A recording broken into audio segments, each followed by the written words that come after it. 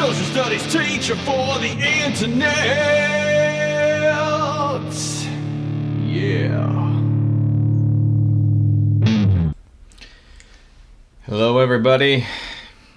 Usually I would try to spend my time editing these into a smooth, fast-moving, keep your going, but I don't have the energy for that today, and I have a lot to talk about. So I'm going to make cuts when I lose focus and bring it back, but otherwise, just bear with me.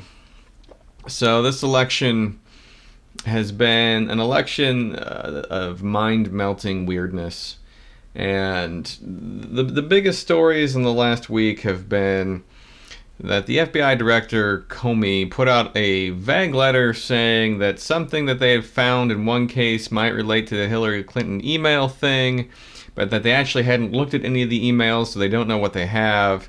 So all of a sudden, it's like the end of the world, and Clinton is... I don't know what they think she's doing. You know, this email thing has been going on forever in terms of it being in the media and the hearings and this or that. And what they found is that she probably shouldn't use the private server. She's not the only one who has. Nobody got hurt by it. So it's not a big deal other than don't do it again. Let's move on from this era of our life of politicians using private servers for stuff like that. Comey said it used extremely poor judgment, but there are valid reasons that she wanted to use this device, like her phone, to use private and government emails, which is that it's really freaking difficult to navigate multiple devices when you're out there in the world doing things. What they're talking about is a guideline that was in the State Department. You know, she was the boss, so she decided that she didn't really think that she had to follow it herself because she was the boss. And we could argue whether that's cool or not. But for me, sitting here in my home looking at what's at stake in this election, the real problem is that I don't care. I don't see why I should care. Nobody got hurt. I've been waiting to find any evidence that somebody got hurt, and there isn't any. The stories keep coming out and like, where's this coming from? And it's like, oh my God, all this connects to Rudy Giuliani. Rudy Giuliani was the mayor of New York when 9/11 happened. He was an awful guy, in my opinion. He was the big proponent of stop and frisk, which is basically the practice of like police officers just grabbing random people on the street and frisking them down to see if they had weapons that they weren't supposed to have or other paraphernalia, drugs. And obviously this targeted mostly black people who didn't deserve that because that's against our laws. It's a legal search and seizure. You have to have probable cause, and they didn't, like, ever. And so it was struck down. Rudy Giuliani, I showed you in a previous video of Trump burrowing his head in Giuliani's boobs when he dressed in drag. And these guys have been buds for a long time. Giuliani has strong connections with the FBI, and he had been getting tipped off about this email thing and was talking about it on Fox News before it happened. So there's something weird going on in the FBI. What is that? Well, when George W. Bush became president, one of the things that he had worked diligently on was to get his guys, these sort of ultra-conservative, like conservatives do it the way they want without worrying about whether it's legal, get those guys into all of the facets of government that they can. And so the FBI got a lot of sort of lifetime appointments during the Bush years from guys that went to places like Liberty University. And if you don't know what that is, it is a right-wing sort of conservative training ground to create conservative politician. A lot of these sort of universities like Liberty University have strong Christian bent. Christian like the mega church Christian version of Christian. Bush got his people in regardless of if they were qualified. You know, you would think that if you were going to get a permanent position in like the FBI, you would have experience understanding strong issues of international security, of national security, of spying, of the laws about what is constitutional, not, or the regulations that the FBI has put forth and why. Maybe have an understanding of the history of the FBI and the overreach that the FBI has had in the past under people like J. Edgar Hoover. You would understand the gravity of what the FBI does, the importance to follow the rules and to do things the right way. And you have to remember, Bush was the one behind the Patriot Act that, greatly increased domestic spying. It led the way to all sorts of strange tactics, the expansion of the National Security Agency. Bush brought us into the era of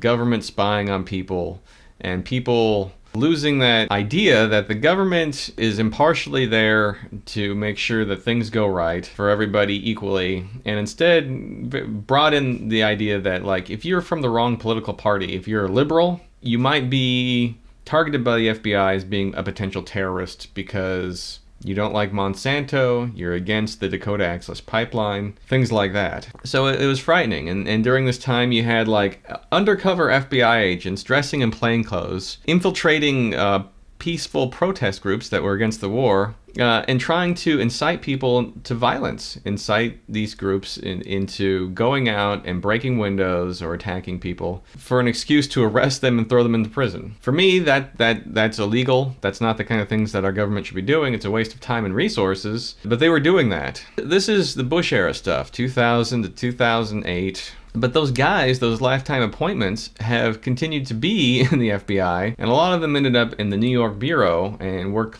closely with Rudy Giuliani. So now we see on Fox News, Giuliani, he shows that he knows something about what's going on in the FBI. It's going to be a big surprise, and lo and behold, we get this stuff, and it's oh, the emails are back, they're going to indict her. They're not going to indict her. At least there's no evidence that they are. No one has said that they are. But this narrative has been pushed out. Trump is parroting it. We've seen, at least reported, that the polls are tightening, though who knows how accurate that is. We've been relying on Nate Silver's website to give us some key into how close the race is, and I just read an article from the Huffington Post where they looked at how he came up with his numbers and found that he's been unskewing the data to show the accuracy of how close the race is by giving Trump a +3 bump in almost every single poll that has happened to make the race seem close. And this Huffington Post guy said, well, that's maybe something like a pundit might do, somebody who has an opinion, but that's not really what pollsters should be doing because it doesn't make sense. And so maybe the race isn't as close as they're saying it is. I don't know. I'm not a pollster. I haven't done that kind of math, and I haven't looked at the data, and I don't know why you would want to unskew all the polls by 3% to make the race look closer than it is. That's not my job, but what I can say is that I feel confused by all this. I'm concerned that if Nate Silver's right and the race is closer than it is, then we might have one of two things happen on election day. One, that Trump wins, or two, that it's so close that we're going to have to do recounts in states like Florida. If we know anything about recounts in Florida, they aren't done fairly. It gets crazy. One of the things that happened before the Supreme Court in 2000 stopped the recount in a one-time only, this decision is not precedent decision, was a bunch of hired Republican operatives created a fake citizen protest against the recount, and successfully stopped the recount from happening. And now many of those people have prominent positions in the Republican Party apparatus, whether that's in conservative think tanks or working for governmental politicians, so forth. It was a mess. We are living right now in the mess that was created from what happened under the Bush presidency, how Bush became president in the first place, how Bush continued to be president after what they did in Ohio in 2004 by suppressing votes of African American voters with the long lines, potential voter fraud with the voting machines that could have been tampered with. There's all these concerns that we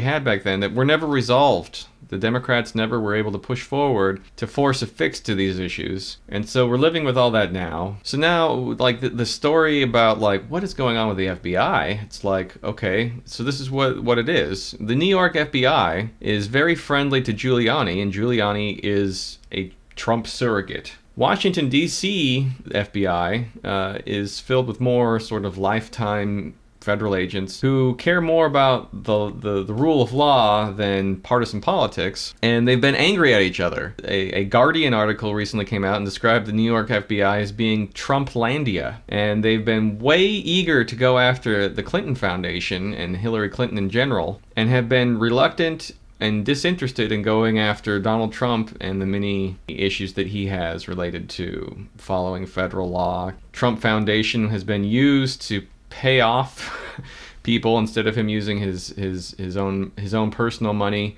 for problems that he's gotten into. It's illegal, and but apparently the FBI, especially in New York, hasn't been interested in pursuing Trump. They've been more interested in pursuing Clinton, but they haven't found enough to actually get her. And so the best that it seems like they've been able to do is to just muddy the waters right before the election, and people don't have enough information to understand what's going on. So everyone's confused, upset. They feel like Clinton is like the most corrupt politician ever. She and her husband have been targeted since like the 70s because of their approach to politics by conservatives. One person that has been covering this well recently to help us understand this is Amanda Marcotte, who has put out in Slate a series of articles called The Clinton BS Files, where she just systematically takes each of these controversies, shows how they're non-controversies, and who is behind them and why. What the Clintons referred to as the vast right-wing conspiracy was just that conservatives have been out to get the Clintons and destroy them for a long time,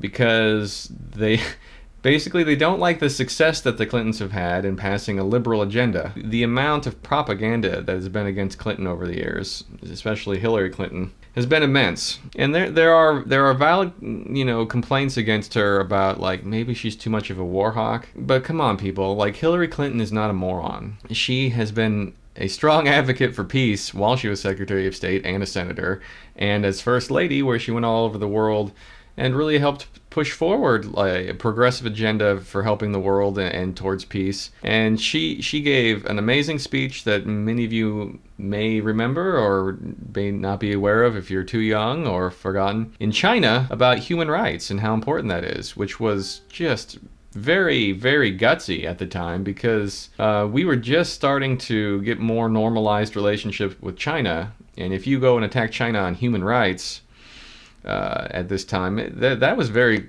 potentially risky, because China is a country that we did not have good relationships with as a communist nation, and being in America that was on the side of capitalism during the Cold War. So it was a very interesting time. There are concerns about Clinton, but how much of this is overblown? Overblown from conservatives, overblown from liberals. Clinton has had one of the most liberal voting records of any senator, up there with Bernie Sanders during her time there.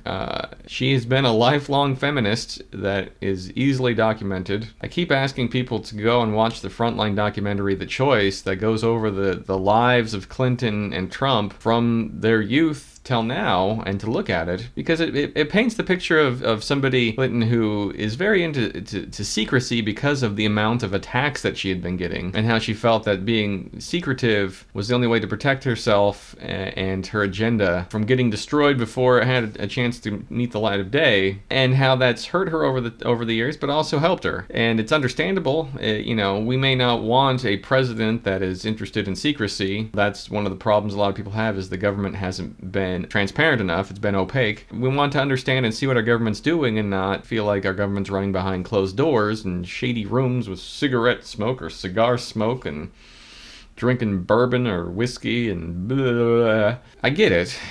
But we're at a choice now between Hillary Clinton and Donald Trump. Is against democracy. Donald Trump is against human rights. He is pro-torture. Donald Trump is against women's rights. He's against minorities. He is against almost every group that's not like white dudes with money. And even then, he cares more about himself than other people, as we see over and over again. So I don't get it. I don't get this at all. I don't get the hand-wringing from liberals about Hillary Clinton when the alternative is Trump. And I don't get why, after reading these WikiLeaks articles about Clinton, from Podesta regarding the primary election or whatever. Why people think that the Democratic Party rigged the election against Bernie Sanders? I've looked into evidence of voter fraud or tampering or things like that. The best I could see was like a group that called themselves, like, I can't remember, like Election Justice USA or something like that, put out a thing saying that Bernie Sanders would have won without election fraud. And then I clicked on their website and I looked through all their stuff, and there's no evidence that this is like a normal group that does real research that has any proof to back up these claims, and that's the only one out there that's saying that. There are concerns in a couple states that some weird stuff happened, like Massachusetts and Arizona. That alone would not have been enough for Clinton to have lost. I'm sorry, people. I had to go through the uncomfortable reality myself of being a Bernie supporter, going, oh, she must have stolen it, and then looking at the facts and being like, well, even if there was something that happened here, she couldn't have won with that alone. People voted for her. I didn't, but I'm going to, but before Tuesday, because the alternative is Trump. And there's this other email talking about the Democratic Party wanting to make Donald Trump or Ted Cruz, and I can't remember the third one, into Pied Pipers to show the Republicans as being more insane and weird, to get an easier candidate to beat in the general election. And people are like, well, look, Clinton wanted Trump. She made Trump. Without their help, he wouldn't have won. How? I mean, what did they do? Well, what they did is they talked about Trump. They showed him as being crazy and how that represented the party. But let's not bat around the bush. The Republican Party has gone off the deep end. The last 8 years, the Republican Party agenda has been, do not let Barack Obama's policies get enacted into law as much as possible. And in the first couple years, they weren't able to stop the Affordable Care Act from passing, and a few other things. And since then, almost all of the gains that we've had economically and through everything else has come through pure luck that our country on its own has been able to get things accomplished, and the lack of any sort of weird Republican legislation getting passed that would further deregulate things and allow corporations to run rampant all over us. And Obama has been sort of treading water and doing things executively that he's been able to do, and our economy has been turning around slowly but surely. So the Republicans have been running on an obstructionist platform, which means they just do not want Obama to pass anything. They do not want Democrats to pass anything. And now they're saying, okay, if Clinton's elected for the next 4 years, we're not going to let any new Supreme Court justices get nominated. That's just, in my opinion, that's unconstitutional. That they are being derelict in their duty to uphold the Constitution. You don't get to only have Supreme Court justices when you have a Republican president. You know, I had to sit and grit my teeth when Bush nominated John Roberts and Samuel Alito. I didn't like it. They're not good.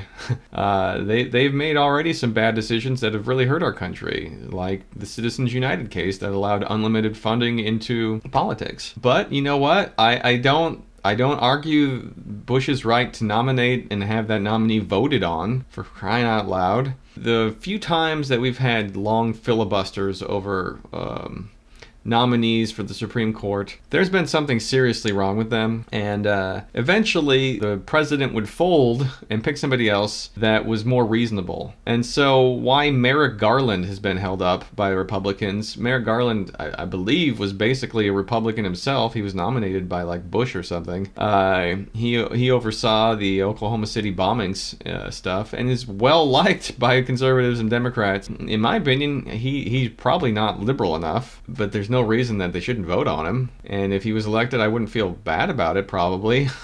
I don't get it. I don't get why Republicans feel like they're allowed to like dump on our democracy so much. This anti-democracy, anti-American political system stuff is driving me crazy. Our founding fathers worked very hard to create a nation that could sustain itself. A nation that would be flexible enough with its laws and constitution to grow with the times, and inflexible enough so that when crazy moments happen in periods of history, it wouldn't sink our nation. We're putting that to the test now with Trump, because if he's elected, he has very strong dictatorial views, and if he's able to accomplish those views, we might see a shocking and surprising move towards fascism in our country if our rights are allowed to be destroyed. If the federal government decides to stop worrying and caring about the First Amendment or privacy and things like that. If we get really extreme radical Supreme Court justices that are just pro-corporate and anti-individuals,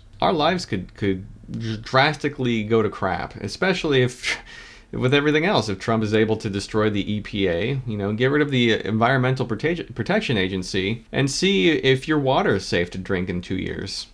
See if you're not getting poisoned in your homes across the country because there's nobody out there working for the government to ensure that companies aren't dumping toxic waste into the water. It's cheaper to do that. A lot of companies want to do that. That's the argument. I don't understand why people are so willing to argue against their self-interests in favor of like a libertarian ideology, which to talk briefly about Gary Johnson, who seems like he's on path to getting some 4 or 5+% of the electoral votes that people are putting out there, and probably no electoral college votes. Why would you vote for somebody to run our government, a significant portion of our government, the executive branch, who doesn't believe in government? That's like voting the president of like a scientific institution who doesn't believe in science, like a witch doctor who, whenever they get sick, instead of using real medicine, does a chant around a series of crystals that they wrote themselves in a fever dream one night. That is Gary Johnson. Gary Johnson does not understand government. He doesn't understand foreign policy. He doesn't know what's going on in the world right now. His argument, one of his arguments about, how not knowing any foreign leaders is good is he said, well, if I don't know who they are, I can't go to war with them. That's stupid. Why in our country are we spending so much time just giving credence to stupid? And not looking at just competency. That's one of the things that I keep coming back to with Hillary Clinton. You might disagree with her on some things. She's not incompetent. If you're afraid that her competency is going to make your life worse, how? How is she going to make your life worse? She's for increasing minimum wage. She's for helping to get people to go to college. She's, for all sorts of progressive causes that, in general, for almost everybody in America that's not rich, is going to help them. Why do you think that you're going to get harmed because of that? Our country isn't perfect, and she might advocate for things you don't like. But God, if that's the case, you're in a winning situation, right? You get most of things that you want to some degree, and then for the things you don't like that she seems to be pushing, get on the phone with your congressman and make phone calls. Go to Washington, D.C. and, pick it outside or whatever. Do some political action to put pressure on Clinton to do the right thing. If most of the things that she wants are something that you would be for, and there's a few things you're against, that's a lot easier to organize than like with Trump, where you're against every single thing he wants to do. How do you fight against everything? It doesn't make sense, and as Democrats, what are we going to do? Are we going to be the obstructionist party against a dictator? It's crazy town. This is all crazy town. So on the other side, we have, all the evidence about Trump's campaign's connections with Russia. There's the Julian Assange WikiLeaks guy, who has been in close contact with Roger Stone, who's been a close ally of Donald Trump since he was on The Apprentice, and has been helping him with his campaign. They've been in close communications with each other, and Assange has been helping the Trump campaign to figure out how to use these WikiLeaks documents to go after Clinton. Is this concerning to anybody? Does anybody feel concerned about it? I feel concerned about that. I think that's weird. We found that there are mail servers from Donald Trump that have been communicating with Alpha Bank out of Russia that could not be explained as being anything other than like human activity rather than like weird automated activity of like a mail server just repeatedly trying to send something and failing. We see these things. We see all these connections with Russia. Paul Manafort was his campaign manager, and he was previously helping the pro-Putin sort of dictator guy in Ukraine. And sure enough, in Donald Trump's complete lack of understanding almost anything about politics at all, and just sort of pulling policy out of his ass, putting into the Republican Party platform very specific sort of anti-NATO, which is, the organization that helps protect European countries against aggression from somebody like Russia, being against NATO and being very pro-Putin. Of all the things that he's advocated, why? Why would that be? Could it have something to do with like all of these weird connections with Russia that seem to be happening with the Trump campaign? Geez, this is an insane election, people. I don't understand why this is a hard decision. Why is this a hard decision, everybody? What is going on? There's something I want to point to, and this is really important. Where are you getting your news? If you're getting your news from Facebook, you guys are screwed. The amount of stuff out there that is wrong or weird or fake or whatever is high. Where can you get news that is actually real news? I've been getting in arguments with people about this because they don't seem to understand how it works. So newspapers, reputable newspapers like the New York Times, the Washington Post, Chicago Tribune, the Guardian, other news agencies like the BBC, even CNN, they hire reporters whose job it is to do real research, and to go to actual places and look at documents and look at what's happening and report on it. That's news. You have the opinion part of these papers, which is opinion. So there's news and opinion. Opinion comes under the labels of editorial or op-ed, which means like opinion editorial. If you avoid the editorial and op-ed pages and just look at the news from these kinds of organizations, you will find what's happening. You will find the facts. Facts are important, because if you're talking about issues and you don't have the facts, and you're on Facebook saying things like Hillary Clinton is going to be indicted. No, she's not. At least there's no evidence of it now. Nobody's saying it. Nobody's like saying it from the FBI. There's nothing from the FBI saying that they're going to indict her. That is something that's just made up. Fox News was reporting something about that the other day and had to retract it. So, get your news from news sources. What are some sources that you should avoid? I'll tell you some. The New York Post. I've seen some posts from them lately. They're owned by Rupert Murdoch. He owns Fox News. Fox News, if you don't know this, they're a propaganda site. They're almost all opinion. When groups have done fact-checking on them, they find that they lie a very large percentage of the time, that their facts aren't right. So if you need facts, don't go to Fox News. So the New York Post, Rupert Murdoch, avoid that. That's not going to give you accurate facts. You have Breitbart.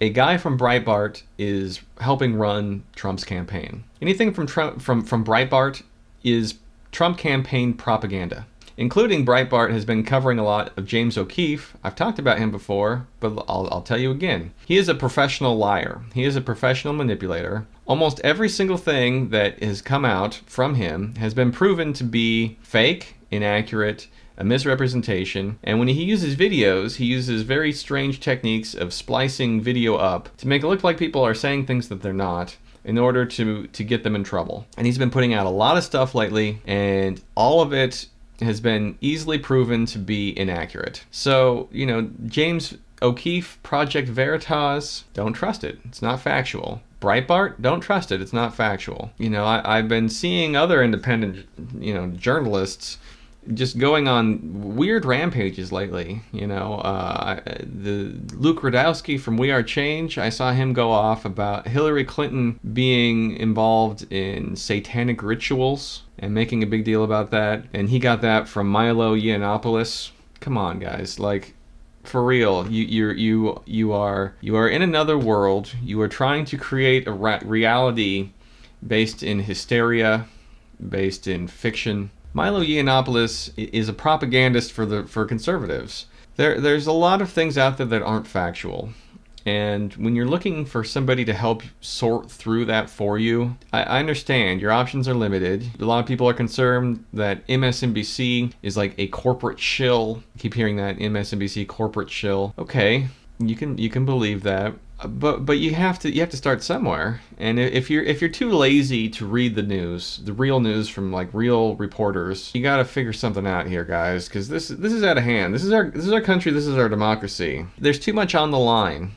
There's too much on the line for people to just buy bullshit and to let that determine what they think about who they should vote for. I have been exhaustively reading news for the last couple of weeks. I've had several videos that I started making for you guys, and I just didn't have the energy or time to edit it or to put it together in a way where I didn't feel like I was going crazy with all the crap that I'm seeing all the time. I hope people go out. I hope people vote for Clinton. I hope after, if she wins, I hope after that the people can stay motivated enough to care what happens after Election Day. And if Clinton is as bad as you think she is, do something about it.